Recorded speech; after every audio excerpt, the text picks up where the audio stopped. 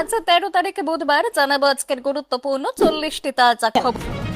শিল্প বিনিয়োগ ও টলিউড নিয়ে শ্রমিকের বিস্ফোরক মন্তব্য, নাম না করে খোঁচা দিলেন সৌরভ গাঙ্গুলিকে। মঙ্গলবার Bengal national chambers of commerce and ইন্ডাস্ট্রির একটি অনুষ্ঠানে উপস্থিত হয়ে পশ্চিমবঙ্গের শিল্প পরিস্থিতি নিয়ে কড়া মন্তব্য করেন রাজ্য বিজেপির সভাপতি শ্রমিক ভট্টাচার্য।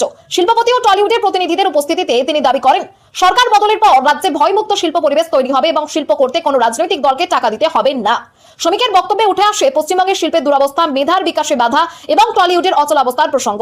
পূর্বতন সরকারের গ্লোবাল বিজনেস সামিটের প্রসঙ্গ টেনে তিনি বলেন, বহু শিল্পপতি তাদের মূলধন অন্য রাজ্যে সরিয়ে নিয়েছেন। জমি অধিগ্রহণ নীতিরও সমালোচনা করে তিনি জানান, নতুন সরকার পাঞ্জাব, মহারাষ্ট্র ও হরিয়ানার মডেলে নতুন জমি নীতি আনবে। তিনি শিল্পপতিদের পশ্চিমবঙ্গে নির্ভয়ে বিনিয়োগের আহ্বান জানান এবং রাজনৈতিক হস্তক্ষেপ না হওয়ার আশ্বাস দেন।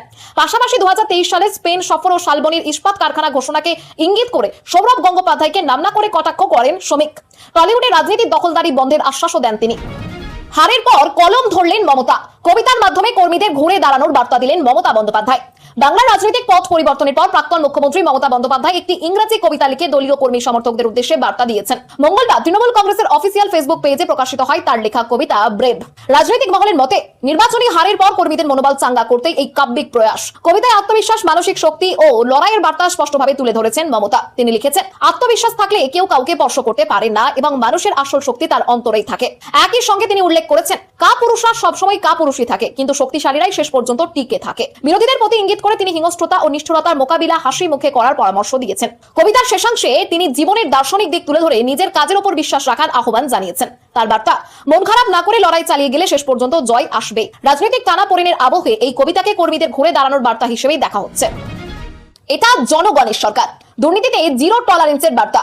বিরাট আশ্বাস দিলেন অগ্নিমিত্রা। মুখ্যমন্ত্রী হিসেবে দায়িত্ব নেবার পর শুভেন্দু অধিকারী ঘোষণা করেছেন, এটা জনগণের সরকার, আসল পরিবর্তন শুরু। মন্ত্রিসভার প্রথম বৈঠকের পর সরাসরি ভাবে ভারতীয় ন্যায় সংহিতা কার্যকর করা ও জনগণনার সবুজ সংকেত দেওয়ার কথাও জানানো হয়েছে। একই দিনে পুর ও নগর উন্নয়ন এবং নারী ও শিশু কল্যাণ দপ্তরের দায়িত্ব পান অগ্নিমিত্রা পাল। দপ্তরে এসে অগ্নিমিত্রা মহিলাদের নিরাপত্তা নিয়ে আশ্বাস দিয়ে বলেন, মহিলারা নির্ভয়ে কাজ করুন, থানায় এফআইআর না নেওয়ার দিন শেষ। পাশাপাশি অভয়া মামলা, কয়লা ও বালি চুরির ফাইল খোলার ইঙ্গিত দিয়ে দুর্নীতিতে জিরো টলারেন্সের বার্তা দেন তিনি। অন্যদিকে শুভেন্দু অধিকারী প্রশাসনিক বৈঠকে স্পষ্ট জানান, এটি কোনো নির্দিষ্ট দলের সরকার নয়, জনগণের সরকার। সিন্ডিকেট, কয়লা, বালি ও পাথর চক্র বন্ধ করার নির্দেশ দিয়ে তিনি বলেন, নিয়ম ভাঙলে পুলিশ আধিকারিকদের বিরুদ্ধেও ব্যবস্থা নেওয়া হবে। গত 15 বছরে নানা বিষয় ভুলে গিয়ে আইনের মধ্য থেকে কাজ করার বার্তাও দেন তিনি। রাজ্যে দুর্নীতি, নিয়োগ ও কয়লা পাচার নিয়ে বিতর্কের আবহে এই মন্তব্যগুলি রাজনৈতিকভাবে যথেষ্ট তাৎপর্যপূর্ণ বলে মনে করছে রাজনৈতিক মহল। সুজিত বসুর গ্রেপ্তারি নিয়ে নিশীথের কড়া বার্তা, একে একে ঘুঘুর বাসা ভাঙবে। পুরসভা নিয়োগ দুর্নীতি মামলায় প্রাক্তন দমকল মন্ত্রী সুজিত বসুর গ্রেপ্তারির পর কড়া প্রতিক্রিয়া দিলেন রাজ্যের মন্ত্রী নিশীথ প্রামাণিক। তিনি বলেন, সুজিত বসুকে দিয়ে তো সবে শুরু, একে একে ঘুঘুর বাসা ভাঙবে এবং অনেক পাখি জালে ধরা পড়বে। তার দাবি, সাধারণত যারা মানুষের টাকা লুট করেছে তাদের কাউকেই রেহাই দেওয়া হবে না। সোমবার প্রায় 10.5 ঘন্টা জিজ্ঞাসাবাদের পর সুজিত বসুকে গ্রেপ্তার করে ইডি। তদন্তে অসহযোগিতা এবং বয়ানে একাধিক অসঙ্গতির অভিযোগ তুলেছে কেন্দ্রীয় তদন্তকারী সংস্থা। ইডি সূত্রের দাবি, জিজ্ঞাসাবাদের সময় বহু প্রশ্নের উত্তর এড়িয়ে গিয়েছিলেন তিনি এবং বিভ্রান্তিকর তথ্য দিয়েছেন। ভোটের আগে 4 বার তলব করা হলেও হাজিরা এড়িয়েছিলেন সুজিত বসু। পরে হাইকোর্টের নির্দেশে 1 মে তিনি ইডি দপ্তরে হাজির হন।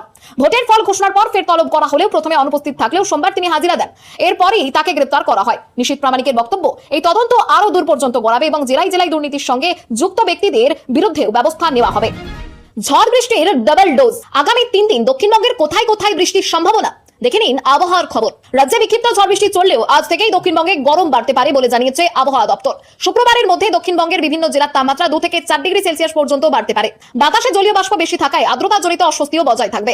আজ কলকাতা, হাওড়া, হুগলি, 2 চব্বিশ পরগনা, 2 মেদিনীপুর, ঝাড়গ্রাম, পুরুলিয়া, বীরভূম, মুর্শিদাবাদ ও নদিয়ায় হালকা বৃষ্টির সম্ভাবনা রয়েছে। কোথাও কোথাও ঝোড়ো হাওয়া সহ বৃষ্টি হতে পারে। আগামীকাল পুরুলিয়া, বাঁকুড়া, পশ্চিম বর্ধমান, বীরভূম ও মুর্শিদাবাদে বজ্রবিদ্যুৎ সহ বিক্ষিপ্ত বৃষ্টির সম্ভাবনা বেশি।